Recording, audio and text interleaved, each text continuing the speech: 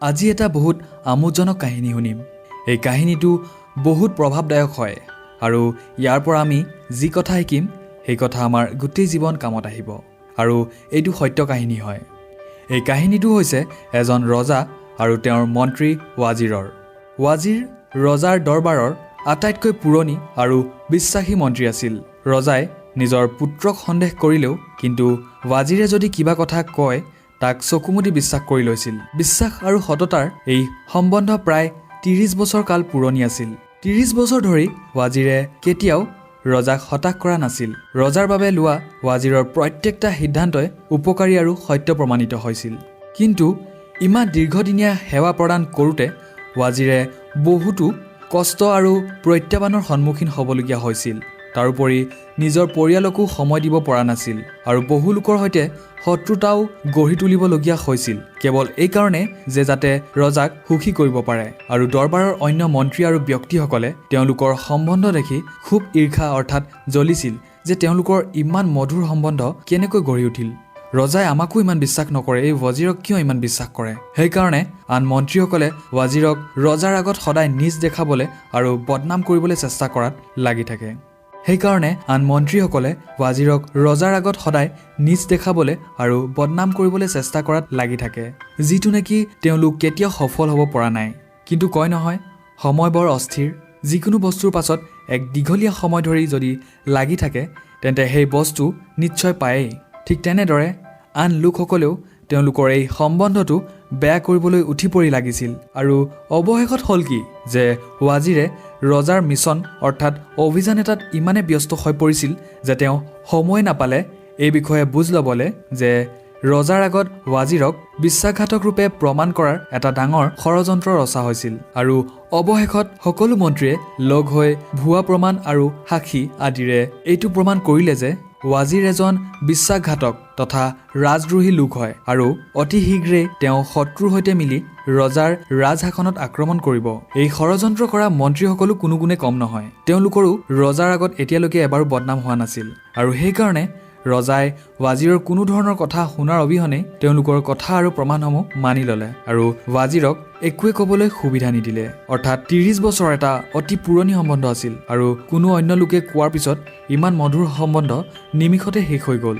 ৰজাই ৱাজিৰক মৃত্যুদণ্ড দিলে আৰু সেই সময়ত এইটো পৰম্পৰা আছিল যে যি লোকক এই মৃত্যুদণ্ড দিয়া হৈছিল সেই সময়ত তেওঁৰ হাত ভৰি বান্ধি ভয়ানক পোহনীয়া চিকাৰী কুকুৰৰ সন্মুখত পেলাই দিয়া হৈছিল। আৰু এই ভয়ানক চিকাৰী কুকুৰবোৰে সেই মানুহজনৰ মঙহটো বাদেই হাড় পৰ্যন্তও শুদাই নেৰে। কিন্তু ৱাজিৰে এই দণ্ড শুনাৰ পিছতেই এটা অনুৰোধ কৰিলে যে মোৰ এই দণ্ড কেৱল 10 দিনৰ বাবে পিছুৱাই দিয়ক, যাতে মই যিসকলৰ পইচা ধাৰে লৈছিলোঁ তেওঁলোকক ঘূৰাই দিব পাৰোঁ আৰু সকলো সা সম্পত্তি মোৰ ল'ৰাকেইজনক সমানে ভগাই দিব পাৰোঁ, যাতে মোৰ মৃত্যুৰ পিছত তেওঁলোকে সম্পত্তিৰ বাবে কাজিয়া নকৰি শান্তিৰে থাকিব পাৰে। আৰু ৰজাই তেওঁৰ মৃত্যুৰ আগৰ শেষ ইচ্ছা বুলি ভাবি মৃত্যুদণ্ড 10 দিনৰ বাবে পিছুৱাই দিলে। আৰু যেনেকৈ ৱাজিৰে এই সুবিধা পালে শীঘ্ৰেই তেওঁ ঘৰৰ পৰা 100টা সোণৰ মুদ্ৰা লৈ সেই চিকাৰীজনৰ ওচৰলৈ গ'ল, যিজনে সেই চিকাৰী কুকুৰবোৰৰ চোৱা চিতাৰ কাম কৰিছিল। আৰু সেই কুকুৰবোৰেই 10 দিনৰ পিছত ৱাজিৰক খাব।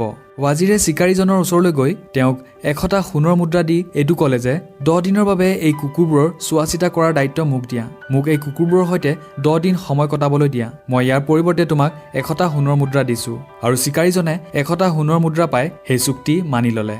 আৰু তাৰপিছত কি হ'ল? পৰৱৰ্তী 10 দিনলৈকে ৱাজিৰে সেই কুকুৰবোৰৰ সৈতে থাকিছিল। সিহঁতক খুৱাইছিল, চিকাৰ কৰিবলৈ লৈ গৈছিল, গা ধুৱাই দিছিল, সিহঁতৰ লগতে খেলিছিল। তাৰোপৰি শেষৰ দিনটোত ৱাজিৰৰ হাতেৰে খাদ্য খাইছিল। আৰু কুকুৰ এনেকুৱা হয় যি কেতিয়াও নাপাহৰে। যদি কুকুৰৰ বাবে কিবা কৰে তেন্তে সেই কথা সিহঁতে কেতিয়াও নাপাহৰে, সকলো মনত থয়। তাৰপিছত 11 দিনত ৱাজিৰক ৰজাৰ ওচৰলৈ অনা হ'ল আৰু তেওঁৰ মৃত্যুদণ্ডৰ বাবে তেওঁক হাত ভৰি বন্ধা হ'ল ৰজাৰ ওচৰত। আৰু সেই চিকাৰী কুকুৰবোৰক আনিলে যাতে সেই চিকাৰী কুকুৰবোৰে ৱাজিৰক খাই পেলায়। আৰু যেতিয়াই কুকুৰবোৰে ৱাজিৰৰ গাত জাঙুৰ খাই জাপ মাৰি উঠিছিল, কিন্তু তেওঁ খাবলৈ নহয়, তেওঁৰ সৈতে খেলিবলৈহে। গোটেইকেইটা কুকুৰে তেওঁৰ গাত উঠি মৰমেৰে খেলিবলৈ আৰম্ভ কৰিছিল আৰু নেগুৰ হিলাই কুকুৰবোৰে ৱাজিৰক মৰম দেখুৱাইছিল।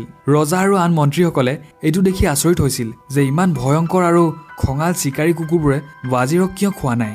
আৰু ৰজাই ৱাজিৰক সুধিলে যে এইটো কেনেকৈ সম্ভৱ হ'ল। ৱাজিৰে ক'লে, মহাৰাজা, মই এই কুকুৰবোৰক কেৱল 10 দিন চোৱা চিতা কৰিছিলোঁ। কেৱল 10 দিন চোৱা চিতাৰ বাবে সিহঁতে মোক কামুৰিবলৈ নিবিচাৰিল। তাৰ সলনি সিহঁতে মোক মৰমহে কৰিছে।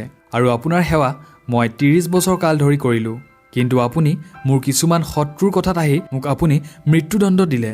আৰু ৰজা লাজত ৰঙা কলা হৈ পৰিল আৰু তেওঁ নিজৰ ভুল উপলব্ধি কৰিলে। ৱাজিৰক সেই মৃত্যুদণ্ডৰ পৰা মাফ দিলে, লগতে তেওঁক পুনৰ সেই পদবী দিলে আৰু ক'লে, তুমি পুনৰ আগৰ দৰে কাম কৰি যোৱা। তুমি সদায় বিশ্বাসৰ যোগ্য হয়। আৰু যিসকলে ৱাজিৰক লৈ ষড়যন্ত্ৰ ৰচিছিল তেওঁলোকক ৱাজিৰৰ হাতত এৰি ক'লে যে তুমি ইহঁতক যি দণ্ড দিব বিচাৰা দিয়া। আৰু ৱাজিৰে হয়তো বিচাৰিলে তেওঁলোকক মৃত্যুদণ্ড পৰ্যন্ত দিয়াব পাৰিল হয়, কিন্তু ৱাজিৰে দৰবাৰৰ শত্ৰুসকলক মাফ কৰি দিলে। ৱাজিৰে তেওঁলোকক মাফ কৰি দিয়াৰ বাবে ৱাজিৰ ৰজাৰ চকুত আৰু উচ্চ হৈ পৰিল।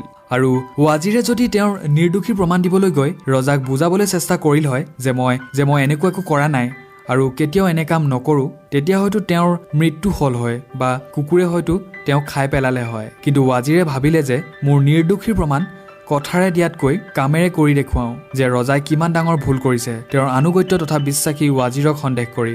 আৰু এই কাহিনীটোৰ পৰা আমি এইটোৱে শিকিলোঁ যে তৰ্ক কৰাতকৈ বা কথাৰে প্ৰমাণ কৰাতকৈ একশ্যন অৰ্থাৎ কামেৰে প্ৰমাণ কৰিব লাগে।